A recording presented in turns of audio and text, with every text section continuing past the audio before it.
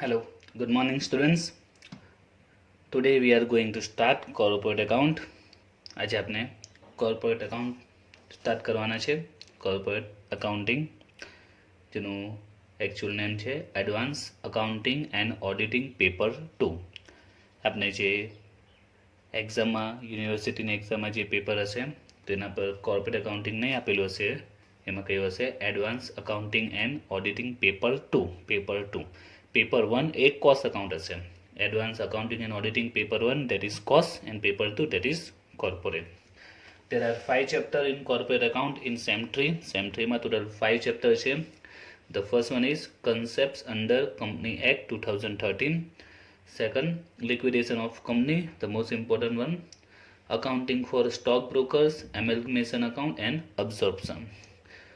So total 5 chapters. First chapter is theory. પહેલું chapter આખું એ થિયરી બેઝ છે. સેકન્ડમાં આપણે સમ આવશે practical. Third one is again theory and the 4th and 5th are practical. Total 5 chapter છે, જેમાંથી ફર્સ્ટ એન્ડ થર્ડ એ થિયરિકલ આવશે, એમાં એ ફક્ત થિયરી પૂછાશે, અને બાકીના સેકન્ડ, 4th and 5th ત્રણેયમાં સમ આવશે, દાખલા આવશે. પ્રેક્ટિકલ આપણે સમ એમાં સોલ્વ કરીશું. તો કોર્પોરેટ અકાઉન્ટિંગ તેનો મિનિંગ જ છે કોર્પોરેટ વર્લ્ડ સાથે રિલેટેડ છે. Corporate means related to company લેવલના અકાઉન્ટ્સ આપણે અહીંયા જોવાના છે. આમાં આપણે જે પણ આવશે SEM 3 એન્ડ SEM 4માં એ કંપની લેવલ પર જે અકાઉન્ટ્સ લખાય છે એ આપણે ભણીશું. તો આજે આપણે એમાંથી શરૂઆત કરી છે chapter number 2, liquidation of company. Okay, તો આજે આપણે સ્ટાર્ટ કરીએ લિક્વિડેશન ઓફ કંપની. નાઉ સૌથી પહેલાં આપણે સમજવાનું છે કે લિક્વિડેશન એટલે શું. What is liquidation? For example, suppose કે કોઈક વ્યક્તિ ઇન્ડિવિજ્યુઅલ ઓર કોઈ ફર્મ હોય, પાર્ટનરશિપ ફર્મ, માની લો કે એમને 10 વર્ષ, 15 વર્ષ, 10 to 50 યર્સથી એ લોકોની શોપ કે ફેક્ટરી કન્ટિન્યુ છે. માની લો કે કોઈ કારણસર એ લોકો ફર્મ કે પોતાની ઇન્ડિવિજ્યુઅલ શોપ કે ફેક્ટરી છે એને ક્લોઝ કરવાનું વિચારે છે. કેમ ક્લોઝ કરશે? There are many reasons for that. ઘણા રીઝન હોઈ શકે છે, પણ એક બેઝિક રીઝન જે છે પ્રોફિટ લોસ. બરાબર છે, પ્રોફિટનો રેશિયો ઘણો ઓછો થાય તો બિઝનેસમાં લોસનો રેશિયો વધી જાય તો કોમન છે એ લોકો બિઝનેસ બંધ કરી દેશે. તો બિઝનેસ બંધ કરશે એટલે એ લોકો શું કરશે? શું બિઝનેસમાં લોક મારીને ઘરે જઈને બેસી જશે? નો. શું કરશે એ લોકો કે આ બિઝનેસનો બધા અકાઉન્ટ સેટલ કરવા પડશે. રાઈટ? અકાઉન્ટ કઈ રીતે સેટલ કરશે? તો આ જે પણ ફેક્ટરી કે શોપ એ લોકોની ચાલે છે, બરાબર છે, એમાં જેટલી પણ અસેટ હશે એ બધી અસેટ એ લોકો શું કરશે? સોલ્ડ કરશે.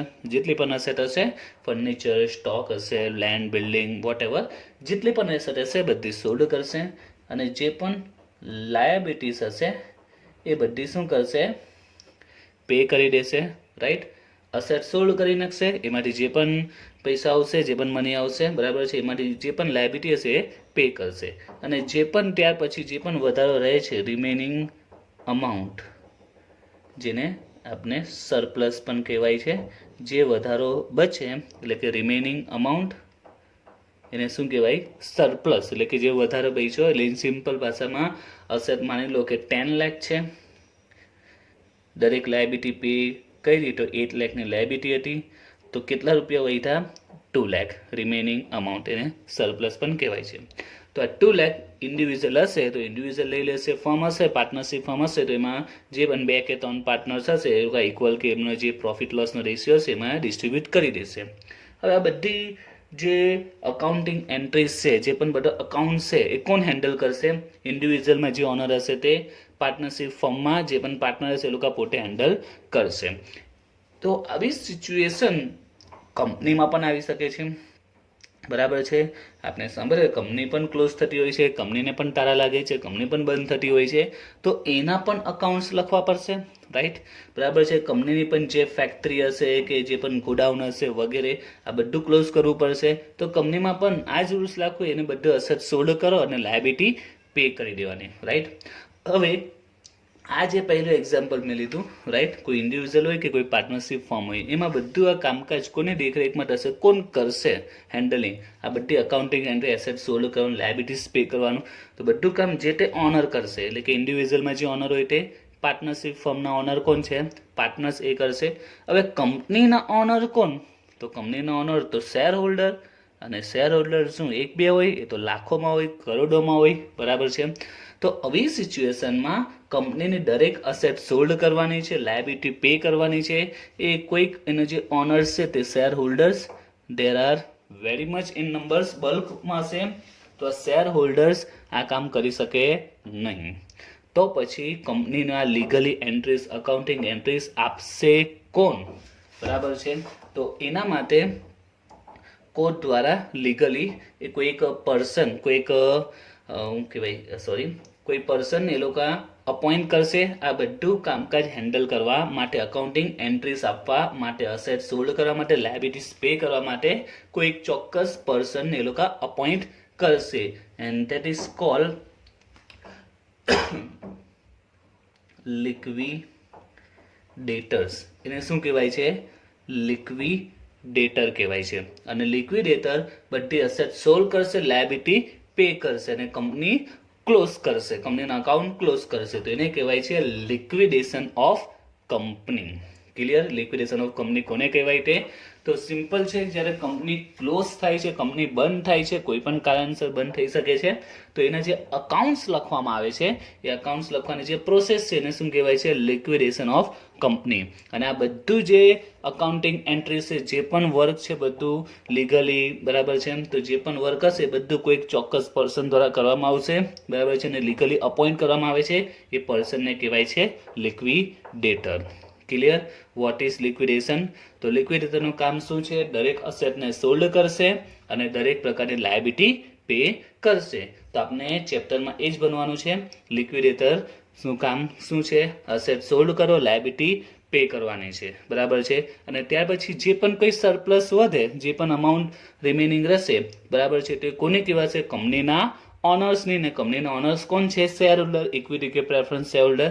તો જે પણ સરપ્લસ હશે કોને આપી દેશે, કંપનીના એકચ્યુઅલ જે ઓનર્સ કહેવાય તે ઇક્વિટી શેર હોલ્ડર કહેવાય, તે શેર હોલ્ડરને લાસ્ટમાં પે કરી દેશે, રાઈટ. તો આને સમજવા માટે હું એક એક્ઝામ્પલ લઉં છું વધારે સારી રીતે. સપોઝ કે આ કોઈ ચોક્કસ કંપનીનો બેલેન્સ શીટ છે. Balance sheet of XYZ limited is given below. Liabilities rupees asset.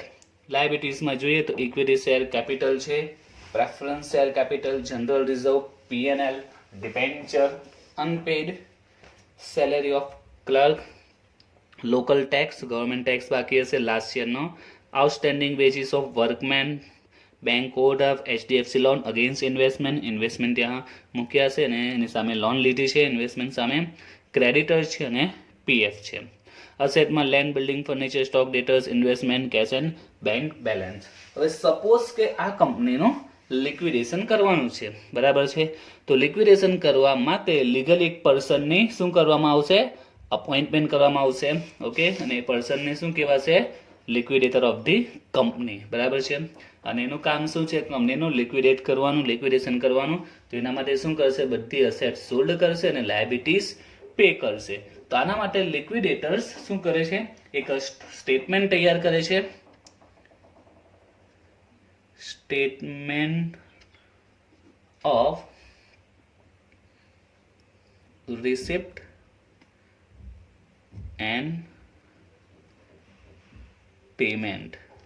Liquidator શું કરશે, એક સ્ટેટમેન્ટ તૈયાર કરશે of receipt and payment, right. Receipt means જે ઇન્કમ આવી તે, અને પેમેન્ટ એટલે જે એનું પેમેન્ટ કરશે તે, બરાબર છે. તો આના માટેનો ફોર્મેટ કેવું કે કેવી રીતે રિસિપ્ટ ને પેમેન્ટ્સનું બનાવશે તે, એનું ફોર્મેટ તો સિમ્પલ ફોર્મેટ છે. એક બાજુ આવશે રિસિપ્ટ્સ, જે પણ રિસિપ્ટ હોય તે, જે ઇન્કમ થઈ હોય તે, અને સેકન્ડમાં જે પેમેન્ટ કરશે તે, બરાબર છે. તો આપણે એને થોડું ડિટેલમાં સમજીએ કે આ સ્ટેટમેન્ટ કઈ રીતે પ્રિપેર કરશે. તો જો લિક્વિડેટરનું કામ શું છે, બધી અસેટ સોલ્ડ કરી નાખશે. તો આમાં તમે જો જે અસેટ છે, લેન્ડ છે, બિલ્ડિંગ છે, ફર્નિચર છે, સ્ટોક છે, ડેટર્સ, ઇન્વેસ્ટમેન્ટ, તો જેટલી પણ અસેટ છે, બરાબર છે, બધી અસેટ એ સોલ્ડ કરશે. એસેટ રિયલાઇઝ, બરાબર છે. તો લેન્ડ છે, બિલ્ડિંગ છે, ફર્નિચર, સ્ટોક એક્સેટ્રા. તો આ બધી અસેટ એ સોલ્ડ કરી નાખે છે.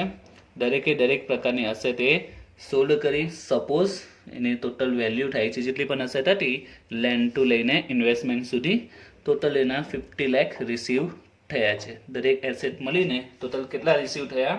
50 લાખ, રાઈટ. ત્યાર પછી કેશ અને બેંક પણ અવેલેબલ છે.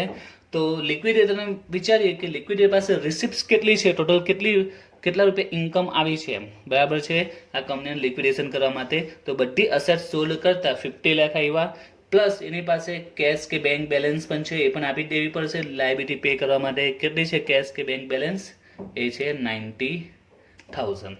ઓકે, તો લિક્વિડેટર પાસે ઓવરઓલ 15,90,000 આવ્યા છે, રાઈટ. એની પાસે અસેટ સોલ્ડ કરતા 50 લાખ પ્લસ કેશ કે બેંક બેલેન્સ 90,000. આ રીતે ટોટલ કેટલી રિસિપ્ટ છે, બરાબર છે, કેટલી એમ કે આપની બીજી ભાષામાં કેટલી ઇન્કમ થઈ, તો 50,90,000 એની પાસે છે, બરાબર. હવે આમાંથી એ શું કરવું પડશે? કંપનીની જે પણ લાયબિલિટીઝ છે બધી લાયબિલિટી પે કરી દેશે, અને ત્યાર પછી જે પણ સરપ્લસ રહેશે લાયબિલિટી પે કરશે. જે બી સરપ્લસ રહેશે, જે પણ અમાઉન્ટ રિમેનિંગ હશે એ બધી કોને આપી દેશે? કંપનીના ઓનર્સ એટલે કે શેર હોલ્ડર્સને પે કરવાનું છે. એટલે એનું કામ સિમ્પલ જ છે, અસેટ સોલ્ડ કરશે, જે પૈસા આવશે બધાને પે કરી દેશે, જે વધ્યા તે શેર હોલ્ડરને આપી દેશે, રાઈટ. હવે આપણે જોઈએ કે લાયબિલિટીઝ કઈ કઈ છે. તો તમે જો અંદર સૌથી પહેલાં તો ઇક્વિટી છે ને પ્રેફરન્સ શેર કેપિટલ છે, then general reserve, PNL account છે. તો આ લાયબિલિટીમાં નહીં આવે. તો લાયબિલિટીમાં શું આવશે? એક આવશે આ ડિબેન્ચર, એક લાયબિલિટી છે. Then unpaid salary of clerk, આ પણ લાયબિલિટી છે, સેલેરી પે કરવાની છે. લોકલ ટેક્સ પે કરવાનો છે, એ પણ એક લાયબિલિટી કહેવાશે. Outstanding wages of workmen, liability BOD pay કરવાની છે, લોન પે કરવાની છે, ક્રેડિટર્સને પેમેન્ટ કરવાનું, પીએફ પે કરવાનું 12,000. ઓકે, તો આ બધી કંપનીની લાયબિલિટી છે. 10% ડિબેન્ચર ટુ પીએફ સુધી આ બધી શું છે? લાયબિલિટી છે જે કંપનીએ પે કરવાની છે, બરાબર છે. હવે રાઈટ નાઉ આ બધી લાયબિલિટી કોણ પે કરશે? લિક્વિડેટર પે કરશે. કેવી રીતે પે કરશે? કારણ કે એની પાસે પેમેન્ટ આવ્યું છે ટોટલ એસેટ સોલ્ડ કરતા 50 લાખ પ્લસ કેશના 90,000. તો એની પાસે કેટલી બેલેન્સ છે? 50,90,000 રિસિપ્ટ છે, બેલેન્સ છે. એમાંથી આ બધાને પેમેન્ટ કરી દેશે, રાઈટ. હવે ચેપ્ટરનો જે મેન પોઈન્ટ છે તે આ છે કે પેમેન્ટ કરવું કઈ રીતે. ઓકે, હવે પેમેન્ટ કઈ રીતે કરવું મીન્સ, તો અહીંયા એક ક્વેશ્ચન થાય કે 15,90,000 છે તો કોને પેમેન્ટ કરીએ? ડિબેન્ચરને, સેલેરી ક્લાર્કને બાકી છે, તે ગવર્મેન્ટ ટેક્સ બાકી છે, વર્કમેનની વેજીસ બાકી છે, લોન છે. તો અહીંયા ક્વેશ્ચન થાય કે કોને પેમેન્ટ કરવું. કારણ કે એની પાછળ એક રીઝન છે. લિક્વિડેટર પાસે જેટલી બી અમાઉન્ટ છે બધાને પેમેન્ટ કરશે, અને જો અમાઉન્ટ પૂરી થઈ જાય તો પછી શું કરશે? માની લો કે પેમેન્ટ કરતાં આમાંથી તમે જો તો 7 કે 8 લાયબિલિટી છે, બરાબર. There are 7 to 8 liabilities. હવે આમાંથી 4 કે 5 વ્યક્તિને, 4 કે 5 જે પણ એના ક્રેડિટર્સ છે, લોનના ક્રેડિટર્સ છે, બીઓડી છે, પીએફ છે, એને પેમેન્ટ કરતા માની લો કે આ પૈસા જ પૂરા થઈ ગયા, બેલેન્સ પતી ગઈ, તો પછી બાકીનાને શું મળશે? કંઈ નહીં મળશે. એ લોકોના પૈસા ડૂબી ગયા. આપણે સાંભળવામાં આવે છે કે કંપની બંધ થઈ જાય ને અમુક લોકોએ જે પૈસા ઇન્વેસ્ટ કરેલા હોય તે ડૂબી જતા હોય છે. તે આ જ રીતે કંપનીમાં પૈસા જ ન હોય તો માની લો કે અહીંયા અસેટના માની લો કે ઓનલી 1 લાખ આવ્યા છે એવું સપોઝ કરો, અને કેશ કે બેંક બેલેન્સ પણ 1 લાખ જ છે. તો લિક્વિડેટર પાસે કેટલા અવેલેબલ છે? 2 લાખ. અને તમે લાયબિલિટી જો, અને 150 અને 30, 8,000, 10,000, 20,000, આ 150 ક્રેડિટર 4,50,000 ને બેલેન્સ ઓનલી 2 લાખ. તો 2 લાખમાંથી બધાને પેમેન્ટ કઈ રીતે કરશે? તો અહીંયા પ્રોબ્લેમ ક્રિએટ થાય. જો કોઈ ડિબેન્ચરને પેમેન્ટ કરી દે તો વર્કર કહે કે અમારા પૈસા આપો, એ લોકો સ્ટ્રાઇક કરી દેશે, વિરોધ કરી દેશે, લોનવાળા એક્શન લેશે, એની સામે ક્રેડિટર એક્શન લઈ શકે. તો આવી સિચ્યુએશનમાં લિક્વિડેટરે કરવું શું, બરાબર છે. એ જ પ્રમાણે બીજો એક ક્વેશ્ચન થાય કે આ 50,90,000 અમાઉન્ટ વધારે પણ છે, ઓછી પણ હોઈ શકે છે. તો આવી સિચ્યુએશનમાં આ લોકોને પેમેન્ટ કરીએ કઈ રીતે? કારણ કે કોઈ એકને પેમેન્ટ કરે તો બીજો એનો આર્ગ્યુમેન્ટ કરશે, બીજાને કરે તો ત્રીજો આર્ગ્યુમેન્ટ કરી શકે છે. તો લિક્વિડેટર આ કામમાં ફસાઈ જાય તો પછી કરવું શું? તો આના માટે કંપની એક્ટમાં આનો પણ રૂલ્સ બનાવ્યો છે કે લિક્વિડેટરે કઈ રીતે પેમેન્ટ કરવું. 1 by 1 બધાને પેમેન્ટ કરશે. રાઈટ. તો એના માટે તમારે લિક્વિડેટરનું જે સ્ટેટમેન્ટ છે એનો પ્રોફોર્મ એનો નમૂનો જોવો પડશે કે કઈ રીતે પેમેન્ટ થાય છે. રિસિપ્ટમાં તો બેઝિક પોઈન્ટ આવી ગયા છે, પણ પેમેન્ટ કઈ રીતે કરવું, આમાંથી કોને પેમેન્ટ કરવું એ સમજવાનું છે, જે આજે હું ડિટેલમાં સમજાવીશ. અને ચેપ્ટરનું મેઇન પાર્ટ આ જ છે. જો તમને આ પેમેન્ટનો કન્સેપ્ટ ક્લિયર થઈ જાય, રાઈટ, તો એમ સમજો તમારું 50% ચેપ્ટર ક્લિયર થઈ ગયું. પેમેન્ટનો કન્સેપ્ટ જો ક્લિયર હશે તો 50% 50% તમારું ચેપ્ટર ક્લિયર થઈ ગયું. બાકીનું 50%ના જે ટ્વિસ્ટ પોઈન્ટ આવશે તે તમારે સમજવાના રહેશે. 50 to 70% સુધી તમારું ચેપ્ટર આવડી ગયું જો આ પેમેન્ટનો કન્સેપ્ટ સારી રીતે ક્લિયર થઈ જાય તો. એક્ઝામમાં જો તમારો પેમેન્ટનો કન્સેપ્ટ ક્લિયર હશે ને, એક્ઝામમાં માની લો કે 12 માર્ક્સનો પણ દાખલો પૂછાય અને ખાલી જો તમને પેમેન્ટનો કન્સેપ્ટ પણ આજે જો ક્લિયર થઈ ગયો, બરાબર છે, 2 કે 3 વિડીયોમાં આપણે પેમેન્ટનો ટોટલી કન્સેપ્ટ ક્લિયર કરીશું, તો આ 12માંથી મિનિમમ તમારા 6 to 8 marks confirm, 12 માર્ક્સના સમમાં 6 to 8 confirm આવી જશે જો આ પેમેન્ટનો જે કન્સેપ્ટ છે એ સારામાં સારી ક્લિયર હશે તો. બાકીના જે 4 to 6 માર્ક્સ છે તે માટે અધર જે કેલ્ક્યુલેશન છે એના પર ડિપેન્ડ કરે છે. તો કયું તે રીતે તમારે લિક્વિડેટરનું સ્ટેટમેન્ટ સમજવાનું છે, રિસિપ્ટ ને પેમેન્ટ વાળું. તો એનું જે ફોર્મેટ છે તે આપણે જોઈએ. Liquidators final statement of receipt and payment. તો તમારે આ ફોર્મેટ યાદ રાખવાનું છે, liquidators final statement of receipt and payment. Okay, તો રિસિપ્ટમાં શું આવશે તમને સમજાવ્યું તે રીતે, કેશ ઓબ્લિક બેંક બેલેન્સ, ત્યાર પછી જે પણ અસેટ રિયલાઇઝ થાય છે તે. એ સિવાય બીજું પણ છે સરપ્લસ ફ્રોમ સિક્યોર ક્રેડિટર, એ હું પછી સમજાવીશ, એનો કન્સેપ્ટ ક્લિયર થઈ જશે પછીથી. ઓકે, અત્યારે આપણે ફોકસ કરવાનું છે પેમેન્ટ પર. તો પેમેન્ટમાં અલગ અલગ પેમેન્ટ આપેલા છે, અલગ અલગ હેડિંગ સાથે, તો તમારે દરેક હેડિંગને સમજવાના છે. તો સૌથી પહેલું પેમેન્ટ કોને થાય? સિક્યોર્ડ ક્રેડિટરને. એટલે કે લિક્વિડેટર પાસે આપણે જે સમમાં જોઈએ તો એની પાસે 15,90,000 રિસીવ થયા છે. તો આ 15,90,000 માંથી સૌથી પહેલાં કોને પેમેન્ટ કરવાનું? તો કોને પેમેન્ટ થશે? કે જે સિક્યોર્ડ હોય. સિક્યોર્ડ મીન્સ કે એના પૈસા સેફ છે, એને ટેન્શન નથી કે કંપની બંધ થઈ જાય તો બી એને ટેન્શન, એને ખબર છે મારા પૈસા ડૂબવાના નથી, મને મારા પૈસા મળી જ જશે. એવા ક્રેડિટરને કેવા ક્રેડિટર કહેવાશે? Secure creditor, which are safe, who are safe, જેને ખબર જ છે કે મારા પૈસાને કંઈ થવાનું નથી, મને મારા પૈસા તો મળી જ જશે. કંપની ચાલે કે ન ચાલે, કંપની ચાલે કે બંધ થઈ જાય, મને મારા પૈસા મળી જ જશે. એવા ક્રેડિટરને કહેવાય સિક્યોર્ડ ક્રેડિટર. તો સિક્યોર ક્રેડિટર આપણે જોઈએ, આમાં સિક્યોર કયા છે એ હું પછી સમજાવું છું. આજે આપણે જોઈશું કે સિક્યોર ક્રેડિટર આમાંથી કયા છે. આપણે ફાઇન્ડ આઉટ કરવા પડશે કે સિક્યોર કયા છે, અને ખબર પડે કે આ સિક્યોર છે તો એને પહેલાં પેમેન્ટ કરવાનું આવશે. એટલે આપણે સ્ટેપ પર ફોકસ કરીએ, એનો જે ફોર્મેટ છે એને સમજીએ, પછી 1 by 1 બધા હું ક્લિયર કરાવીશ. ઓકે, તો સિક્યોર ક્રેડિટરને સૌથી પહેલાં પેમેન્ટ કરવાનું. ત્યાર પછી સેકન્ડ પેમેન્ટ કોને કરવાનું? તો લિક્વિડેશન્સ expense and liquidators remuneration. લિક્વિડેશન expense એટલે કે લિક્વિડેટર આ બધી પ્રોસિજર કરશે તેમાં લીગલી એક્સપેન્સ બધા થતા હોય છે, બરાબર છે, જે એટલે સ્ટેમ્પનો એક્સપેન્સ થતો હોય કે પછી કેરેજ ઇનવર્ડ આઉટવર્ડનો સ્ટેમ્પ ડ્યુટી વગેરે જે પણ એક્સપેન્સ આવતા હોય, each and every expense related to liquidation, that is liquidation expense. And liquidators remuneration.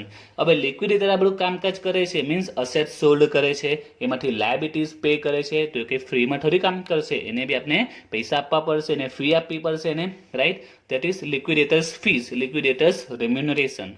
એટલે એની આ ફી થઈ, એ આ જે કામ કરે છે ફ્રીમાં નહીં કરશે, એને બધે એટલે જે પણ અમાઉન્ટ ડિસાઇડ થાય, અમાઉન્ટ જે પણ આપવાની થાય તેનું remuneration. The third payment is preferential creditor. Third payment કોનું છે? Preferential creditor. એ પણ આજે સમજાવીશ કે પ્રેફરન્શિયલ ક્રેડિટર શું છે તે.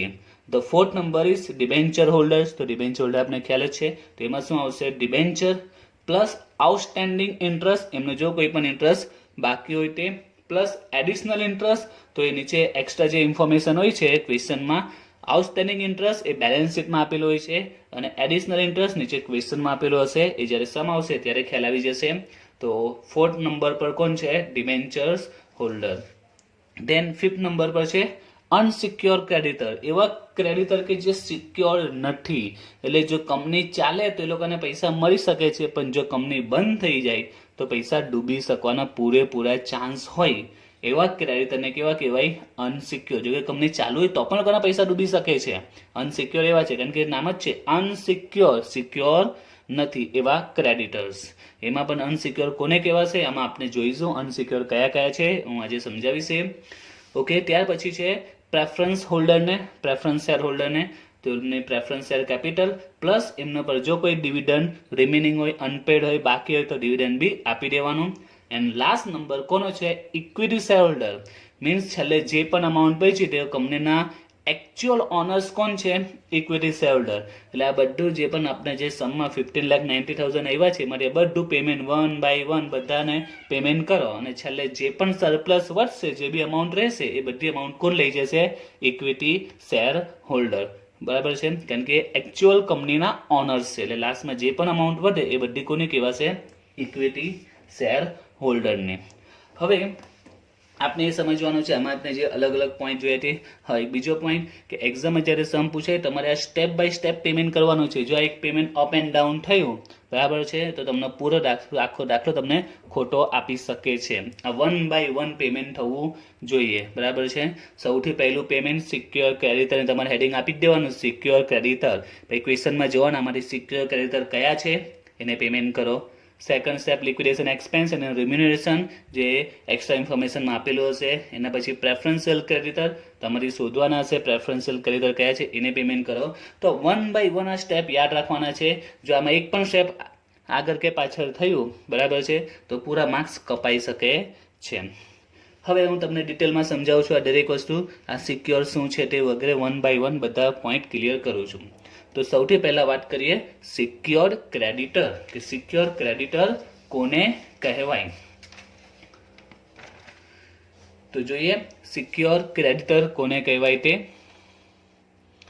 તો સિક્યોર ક્રેડિટરમાં ટોટલ 2 ઇન્ફોર્મેશન તમારે યાદ રાખવાની છે. 2 જ પર્સન એમાં આવી શકે છે. તો first one is any dues of the worker. Any dues of the worker એટલે કે વર્કર્સનું કોઈ પણ ડ્યુ બાકી હોય, મીન્સ વર્કરની સેલેરી બાકી હોય, વર્કરની વેજીસ બાકી હોય, વર્કરનું પીએફ બાકી હોય, વર્કરનું પેન્શન બાકી હોય, બરાબર છે, વર્કરની કોઈ પણ પ્રકારની લાયબિલિટી એ કેવા ક્રેડિટર કહેવાય છે? સિક્યોર ક્રેડિટર કહેવાય છે. આવું શા માટે? કારણ કે ગવર્મેન્ટે રૂલ્સ બનાવેલો છે કે કોઈ પણ સિચ્યુએશનમાં વર્કરનું કોઈ પણ ડ્યુઝ બાકી રહેવું જોઈએ નહીં. બરાબર છે. તો આ સરકારનો રૂલ્સ છે. તો એ જ રૂલ્સ પ્રમાણે ક્રેડિટર સિક્યોર છે. કંપની બંધ પણ થઈ જાય, કંપનીમાં આગ લાગી જાય, કંપની બંધ પડી જાય, બરાબર છે, એવી સિચ્યુએશનમાં પણ જો વર્કર્સની સેલેરી કે વર્કરનું વેજીસ બાકી હોય તો કંપનીએ લીગલી એ જેમ બને તેમ સૌથી પહેલાં પે કરી દેવું પડે. કારણ કે એના માટે બની જાય છે સિક્યોર. શરૂઆતમાં કીધું સિક્યોર એટલે કે સેફ, જેને ખબર છે મારા પૈસા ડૂબવાના નથી, બરાબર છે, મને મારા પૈસા મળી જ જશે, તેવા ક્રેડિટરને સિક્યોર ક્રેડિટર કહેવાય. જેમાં સૌથી પહેલા કોણ આવે છે? એની ડ્યુઝ ઓફ ધી વર્કર.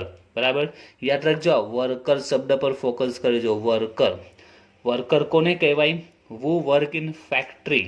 બરાબર, જે ફેક્ટરીમાં કામ કરે છે, જે ફિઝિકલ વર્ક કરે છે, ધેટ ઇઝ વર્કર.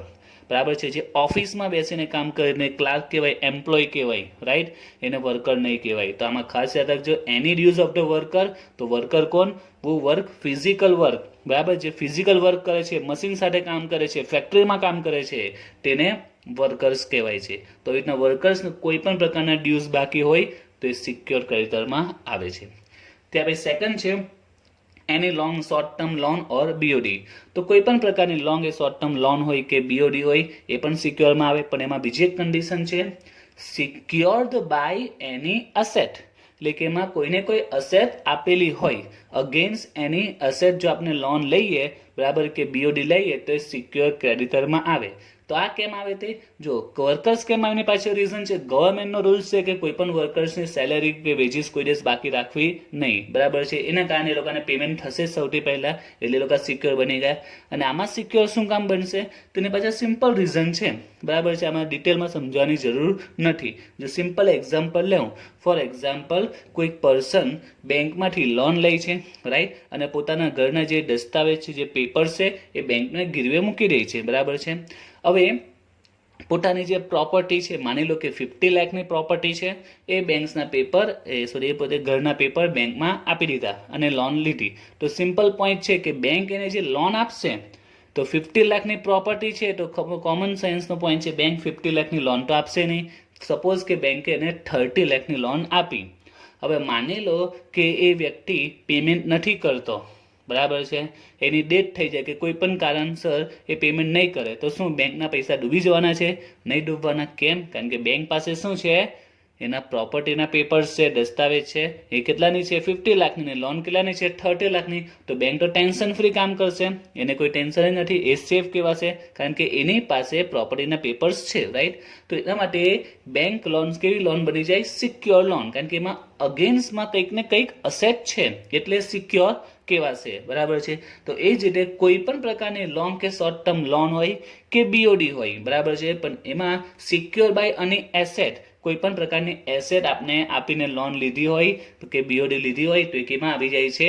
સિક્યોર ક્રેડિટરમાં આવી જાય છે. ક્લિયર થઈ ગયું? સિક્યોર ક્રેડિટરમાં કોણ આવે તે. હવે આપણે જે સમ છે એમાં ચેક કરીએ કે આમાંથી એવી કઈ કઈ લાયબિલિટી છે જે સિક્યોરમાં આવી શકે છે. તો આમાંથી આપણે જોઈએ એવી કઈ લાયબિલિટી છે કે જે સિક્યોર ક્રેડિટર્સમાં આવી શકે છે. તો વન બાય વન ચેક કરીએ. સૌથી પહેલા આપણે જોઈ લો તો ડિબેન્ચર, તો ડિબેન્ચર એમાં નહીં આવી શકે. અનપેડ સેલેરી ઓફ ક્લાર્ક, તો આ શું છે? સેલેરી બાકી છે. કોની બાકી છે? ક્લાર્કની બાકી છે. મેં અહીંયા કન્સેપ્ટ ક્લિયર કર્યો છે. વર્કર એટલે જે ફેક્ટરીમાં ફિઝિકલી વર્ક કરતા હોય એને વર્કર કહેવાય. ક્લાર્ક છે ફેક્ટરીમાં કામ કરતો નથી, ઓફિસ વર્ક કરે છે, એટલે ક્લાર્ક આમાં નહીં આવે.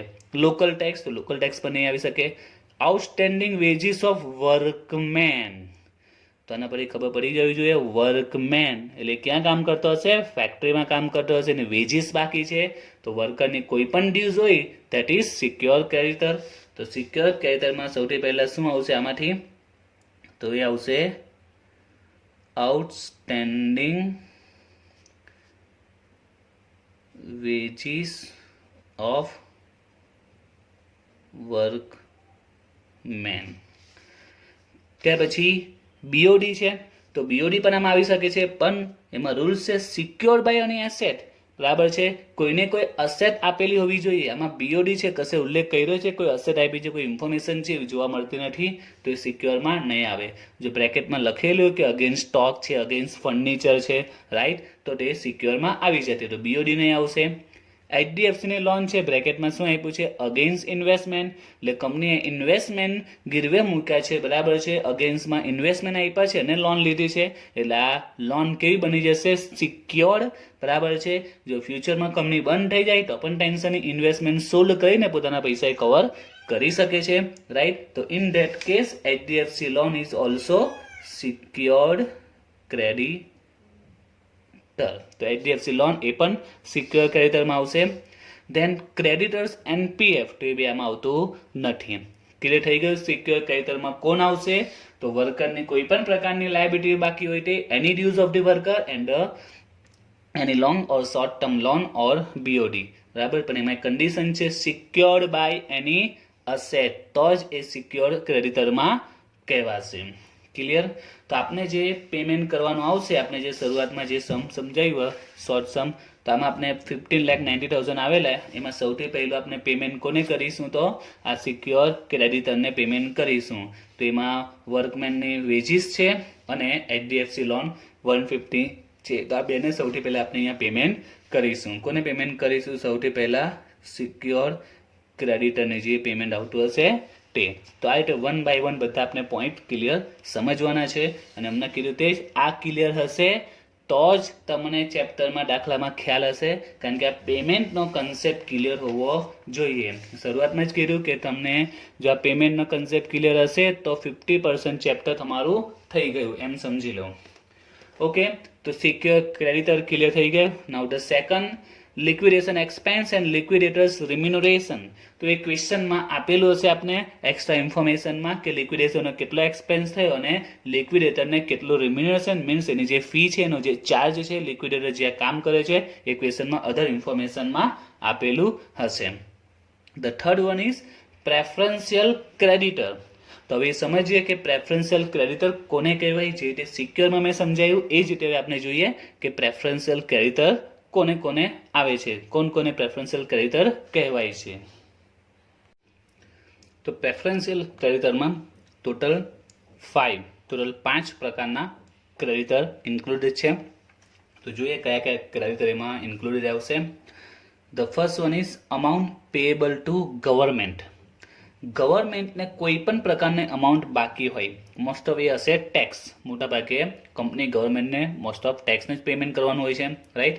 તો ઇન્સ્યોરાનો મિનિંગ શું થાય? ગવર્મેન્ટ ટેક્સ, બરાબર. પણ એમાં પણ મિનિંગ છે, રૂલ્સ છે લાસ્ટ 12 મંથ્સ, કે લાસ્ટ 12 મંથ્સના જો ગવર્મેન્ટ કોઈ પણ ટેક્સીસ બાકી હોય દેટ ઇઝ પ્રેફરન્શિયલ ક્રેડિટર કહેવાશે. તો પ્રેફરન્શિયલ ક્રેડિટરમાં એની ગવર્મેન્ટ લાયબિલિટીઝ, બરાબર છે, જેમાં મોટા ભાગે ટેક્સ જ આવશે, મીન્સ ગવર્મેન્ટ ટેક્સ. પણ એ કયા? લાસ્ટ 12 મંથના. 2 યર્સના 3 યર્સના બાકી હોય તો એમાં જે લાસ્ટ 12 મંથના મીન્સ લાસ્ટ યરના જે રિમેનિંગ હોય તે લાયબિલિટી કેમાં ચાલી જાય છે? પ્રેફરન્શિયલ ક્રેડિટરમાં. Second is salary of an employee. એમ્પ્લોયની સેલેરી જો ઉપર પણ હતી, વર્કર હતા, બરાબર. વર્કરને એમ્પ્લોઈઝ ડિફરન્સ સમજાવી દીધો છે. વર્કર જે ફિઝિકલી વર્ક કરે, ફેક્ટરીમાં વર્ક કરે, એમ્પ્લોય જે મેન્ટલી વર્ક કરતો હોય, જે ઓફિસમાં વર્ક કરતો હોય કે ફિલ્ડ વર્ક કરતો હોય છે, રાઈટ, દેટ ઇઝ એમ્પ્લોય. તો salary of an employee preferential creditor. પણ જો સેલેરી ઓફ વર્કર કહી તો એ સિક્યોર ક્રેડિટર બની જાય. એટલે ખાસ યાદ રાખજો આ વર્કર અને એમ્પ્લોય, રાઈટ. હવે એમાં બીજો એક રૂલ્સ છે 4 months or actual or 20,000 whichever is less, બરાબર છે. તે હું પછી સમજાવીશ, આના વિશે ડિટેલમાં સમજાવીશ. The third one is accrued holiday remuneration to employee. તો એમ્પ્લોયને એમને જે પણ હોલિડે છે એનું જે રેમ્યુનરેશન મીન્સ એમની જે સેલેરી બાકી હોય હોલિડેની એ બધી કેમાં આવી જાય છે? પ્રેફરન્શિયલ ક્રેડિટરમાં. અક્રો હોલિડે રેમ્યુનરેશન. રેમ્યુનરેશન મીન્સ કે એમનું જે સેલેરી, એમનો જે પગાર બાકી હશે હોલિડેનો, બરાબર છે, જો ચૂકવવાનો બાકી હશે તો એ પ્રેફરન્શિયલ ક્રેડિટરમાં ઇન્ક્લુડેડ છે. Fourth one is contribution to employee state insurance. તો આપને ખબર છે આજે ઘણી કંપનીઓ પોતાના એમ્પ્લોયનો ઇન્સ્યોરન્સ લે છે અને પોતે પણ એમાં કંઈક કન્ટ્રીબ્યુશન આપે છે. તો જો કંઈક કન્ટ્રીબ્યુશન બાકી હોય એમ્પ્લોયના ઇન્સ્યોરન્સનું તો એ પણ પ્રેફરન્શિયલ ક્રેડિટરમાં આવશે. પણ એમાં પણ યાદ રાખવાનું છે ફર્સ્ટ ગવર્મેન્ટ ટેક્સનો રૂલ છે લાસ્ટ 12 મંથ, આમાં પણ last 12 month. And fifth provident fund કે પેન્શન કે પછી ગ્રેજ્યુટી. નાવ ગ્રેજ્યુટી આપણા માટે તમારા માટે નવો પોઈન્ટ છે કે વોટ ઇઝ ગ્રેજ્યુટી. તો ગ્રેજ્યુટી વિશે ડિટેલમાં આપણે સેમ 4માં જોઈશું, ટેક્સેશનમાં આવશે, ગ્રેજ્યુટીના સમ આવશે. અત્યારે શોર્ટમાં કહી દઉં, gratuity means what is gratuity. તો કોઈ પણ વર્કર્સ કંપની માટે જે પણ 10 years 15 years 25 years જે પણ સર્વિસ આપી છે કંપનીને, બરાબર છે, તો એના વળતર સ્વરૂપે કંપની એને રિટાયરમેન્ટના ટાઈમ પર એને અમુક અમાઉન્ટ આપે છે, બરાબર છે, એની સર્વિસ બદલ. That amounts called gratuity. Clear. તો સિમ્પલ પોઈન્ટ કે કોઈ પણ વર્કર્સે કંપનીમાં માની લો કે 25 years કામ કર્યું, બરાબર છે, 25 years કંપનીને પોતાની સેવા આપી, સર્વિસ આપી, તો એ બદલ જ્યારે 25 years પછી રિટાયર થશે તો કંપની એને એક અમુક ચોક્કસ અમાઉન્ટ આપશે, બરાબર છે. જે રીતે આપણે એને બોનસ મળશે હોય, પીએફના પૈસા મળતા હોય, એ જ રીતે બીજી એક્સ્ટ્રા અમાઉન્ટ આપતા હોય છે. એ અમાઉન્ટને શું કહેવાય છે? ગ્રેજ્યુટી. એના કામ બદલ, જે સારું કામ કર્યું, આટલા વર્ષ સુધી કંપનીનો સાથ આપ્યો, એ બદલ કંપની એને અમુક અમાઉન્ટ આપે છે, જેને ગ્રેજ્યુટી કહેવાય છે, જે રિટાયરમેન્ટના ટાઈમ પર મળતી હોય છે. ઓકે. તો પીએફ, પેન્શન, ગ્રેજ્યુટી, આમાં પણ યાદ રાખજો આ બધું વર્કર એમ્પ્લોય રિલેટેડ છે. પીએફ એમ્પ્લોયનું હોય, પેન્શન એમ્પ્લોયનું હોય, ગ્રેજ્યુટી એ પણ એમ્પ્લોયનું હોય. એટલે કે આ બધું કોના માટે છે? એમ્પ્લોય માટે. જો ક્વેશ્ચનમાં એવું કહે કે પીએફ છે, ક્વેશ્ચનમાં ફક્ત એટલું આપેલું બેલેન્સ શીટમાં કે પીએફ, પેન્શન કે ગ્રેજ્યુટી બાકી છે તો એ પ્રેફરન્શિયલ ક્રેડિટર કહેવાશે. પણ જેવું લખેલી કે વર્કર્સ પીએફ, વર્કર શબ્દ આવ્યો, દેટ ઇઝ સિક્યોર. એવું કે worker pension, worker gratuity, that's become secure creditor. તો ખાસ યાદ રાખજો, વર્કર અને એમ્પ્લોયનું, વર્કરને કંઈ પણ લાયબિલિટી હોય બધી સિક્યોરમાં જશે અને એમ્પ્લોયની કોઈ પણ લાયબિલિટી એ પ્રેફરન્શિયલમાં આવશે. ક્લિયર. ફક્ત પીએફ કે ક્વેશ્ચનમાં ફક્ત પીએફ તો પ્રેફરન્શિયલ જ કહેવાય. ક્વેશ્ચનમાં એમ્પ્લોય ઉલ્લેખ નહીં કરેલો, ક્વેશ્ચનમાં ફક્ત શું આપેલું છે? પીએફ હોય કે પેન્શન હોય કે gratuity, that is preferential creditor. But there were workers PF, worker pension, worker gratuity, that it's become secure creditor. Okay, હવે આપણે જે ક્વેશ્ચન છે એમાં આપણે જોઈએ કે એમાં આપણે પ્રેફરન્શિયલ ક્રેડિટર કયા કયા બનશે આ રૂલ્સ પ્રમાણે. તો એ રૂલ્સ પ્રમાણે તમે જો તો ફર્સ્ટ ઓફ ઓલ ડિબેન્ચર છે, then unpaid salary of clerk. Clerk આવ્યો છે, ક્લર્ક ઓફિસમાં જ કામ કરે છે, તો અહીંયા એમ્પ્લોય હોય કે ક્લર્ક હોય બંને એક જ સમાન ગણવામાં આવે છે. એમ્પ્લોય કે ક્લર્ક બંને એક જ ગણવામાં આવે છે. એટલે અહીંયા અનપેડ સેલેરી ઓફ ક્લર્ક, ક્લર્કની સેલેરી બાકી છે તો એ શું બની જશે, સેલેરી ઓફ એમ્પ્લોય ક્લર્ક છે તો એ પ્રેફરન્શિયલ ક્રેડિટરમાં આવશે. Salary of clerk that is preferential creditor. ત્યાર પછી બીજું જોઈએ local tax. Last year tax બાકી છે પણ લાસ્ટ યરનો બાકી છે, તો amount payable to government last 12 month. તો આમાં બી કન્ડિશન ફૂલફિલ થાય છે. કોઈ પણ ગવર્મેન્ટને અમાઉન્ટ પે કરવાની હોય જે ટેક્સની જ હોય છે ને લાસ્ટ યરની છે, તો લાસ્ટ 12 મંથ એટલે કે લાસ્ટ યર થયું તો આ પણ પ્રેફરન્શિયલ ક્રેડિટરમાં આવશે. Ten outstanding wages of workman, એ તો ઓલરેડી આવી ગઈ છે. ઓકે, તો આપણે આવી ગઈ છે એને કરી નાખીએ આ, અને HDFCની લોન. ઓકે, આ બે લાયબિલિટી ઓલરેડી આવી ગઈ છે, પે થઈ ગઈ છે સિક્યોર ક્રેડિટરમાં. ધેન BOD, તો આમાં તમે જો કશે BODનો ઉલ્લેખ થયો છે નથી, તો BOD પ્રેફરન્શિયલમાં નહીં આવશે. એના પછી જો તો ક્રેડિટર, આમાં કશે ક્રેડિટર આપેલા છે પ્રેફરન્શિયલમાં ક્રેડિટર પણ નહીં આવે. એના પછી PF, તો PF આવશે, PF આપેલું તો એ પ્રેફરન્શિયલ ક્રેડિટરમાં આવશે. તો બીજું આવશે PF, બરાબર છે. તો PF આવી ગયું, unpaid salary of clerk and local tax. Okay, તો આમાંથી અલગ અલગ લાયબિલિટીને આપણે ડિવાઈડ કરી સિક્યોર ક્રેડિટર અને પ્રેફરન્શિયલ ક્રેડિટરમાં. ઓકે, તો પ્રેફરન્શિયલ ક્રેડિટરમાં 5 લાયબિલિટી આવશે, એ આપણે યાદ રાખવાની છે. હવે આગળ આપણે જોઈએ સ્ટેપમાં કે બીજી કઈ સ્ટેપમાં. સૌથી પહેલાં આપણે સિક્યોર આવી ગયું, પ્રેફરન્શિયલ આવી ગયું. હવે આના પછી કોને પેમેન્ટ કરીશું તે. તો નેક્સ્ટ પેમેન્ટ હવે કોને થશે, તો એ થશે ડિબેન્ચર હોલ્ડર્સને. ફર્સ્ટ 3 પેમેન્ટ થઈ ગયા. સિક્યોર આપણે જોયા, લિક્વિડેશન એક્સપેન્સ અને રિમ્યુનેશન ક્વેશ્ચનમાં આપેલું હશે. પ્રેફરન્શિયલ ક્રેડિટર કોને કહેવાય તે જોયું. ત્યાર પછી નેક્સ્ટ કોણ આવશે, ડિબેન્ચર હોલ્ડર્સ પ્લસ એમનું જે ઇન્ટરેસ્ટ હોય તે. તો આપણે જો ક્વેશ્ચનમાં ડિબેન્ચર હોલ્ડર્સ આપેલા છે 10% ડિબેન્ચર, તો 10% ડિબેન્ચરની લાયબિલિટી આવી ગઈ, જેમાં આવશે. ઓકે, ડિબેન્ચરમાં કંઈ ખાસ આવશે નહીં, એમાં ક્વેશ્ચનમાં આપેલું હશે, એમાં વધારે ડિટેલમાં આપણે આવવાનું નથી. 5th one unsecure creditor. તો અનસિક્યોર ક્રેડિટર કોને કહેવાય, તો એના માટે તમારે કઈ વસ્તુ યાદ રાખવાની છે, તો તમારે કંઈ જ નથી યાદ રાખવાનું. તો હવે જે લાયબિલિટી બચી છે બધી કેવી કહેવાશે, અનસિક્યોર.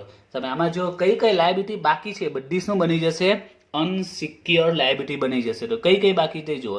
તો ડિબેન્ચરને અહીંયા પેમેન્ટ થઈ ગયું, unpaid salary of clerk, local tax, workmen veggies. BOD બાકી છે, તો BOD કેમાં આવી જશે, અનસિક્યોર ક્રેડિટરમાં આવી જશે. HDFCની લોન આવી ગઈ. ક્રેડિટર બાકી છે તો એ પણ કેમાં આવી જશે, અનસિક્યોર ક્રેડિટરમાં. અને PF એ પ્રેફરન્શિયલમાં આવી ગયા છે. તો અનસિક્યોર ક્રેડિટર સૌથી ઇઝી. તમે 1 by 1 જે પેમેન્ટ કરશો સિક્યોરમાં અને પ્રેફરન્શિયલ ક્રેડિટરમાં બધા ડિવાઈડ થઈ ગયા. ડિબેન્ચરની પેમેન્ટ થઈ ગયું. હવે ત્યાર પછી જે પણ ક્રેડિટર્સ બાકી રહી, જે પણ લાયબિલિટીઝ બાકી રહી, એની લાયબિલિટી બરાબર છે એ બધી કેમાં આવી જશે, અનસિક્યોર ક્રેડિટરમાં આવી જશે. ક્લિયર. હવે કોને પેમેન્ટ કરવાનું, તો પ્રેફરન્સ હોલ્ડર.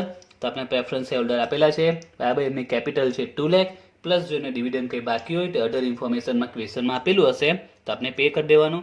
અને લાસ્ટમાં જે અમાઉન્ટ સરપ્લસ વધે એ બધું કોને આપી દેવાનું, ઇક્વિટી શેર હોલ્ડરને. તો ક્વેશ્ચનમાં જે પેમેન્ટમાં તમારે એક તો પહેલું શું યાદ રાખવાનું છે, આ 1 by 1 સ્ટેપ યાદ રાખવાના છે. 1 by 1 જ પેમેન્ટ કરવાનું છે. એમ સમજો કે આ લોકો લાઇનસર પેમેન્ટ લેવા માટે ઊભા છે, એટલે જે પહેલાં ઊભું છે સૌથી પહેલાં આપણે એને પેમેન્ટ કરવાનું છે. એ પ્રમાણે 1 by 1 બધાને પેમેન્ટ આપણે કરવાનું છે. And the most important is the first one secure creditor, and the third preferential creditor, and the fifth unsecure creditor. કેસોના તમારે આ 3 પર વધારે ફોકસ રાખવાનું છે. મિસ્ટેક આ 3માં જ થાય છે, કારણ કે આ બધી લાયબિલિટી છે. આ લાયબિલિટી 3 પાર્ટ્સમાં વેચાય છે, સિક્યોર, પ્રેફરન્શિયલ ને અનસિક્યોર. ડિબેન્ચર આખા ડિફરન્ટ જ પડી જાય એટલે એમાં કોઈ ઇસ્યુ આવતો નથી. તો સિક્યોર, પ્રેફરન્શિયલ અને અનસિક્યોર બરાબર છે.